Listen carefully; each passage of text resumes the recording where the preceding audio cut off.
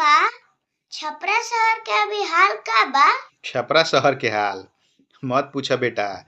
एगो चार पहिया अगर बाइक के आगे आ जाई एगो चार पहिया अगर बाइक के आगे आ जाई तो धूल धुआं से तहार फेफड़ा के हालत बिगड़ जाई। फेफड़ा के हालत बिगड़ जाई। आ सड़क के गड्ढा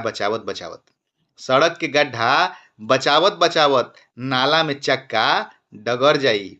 जाम ऐसन लागी कि धूप में माथा लहर जाई। बिना तालमेल के हर जगह दनादन निर्माण के काम हो रहल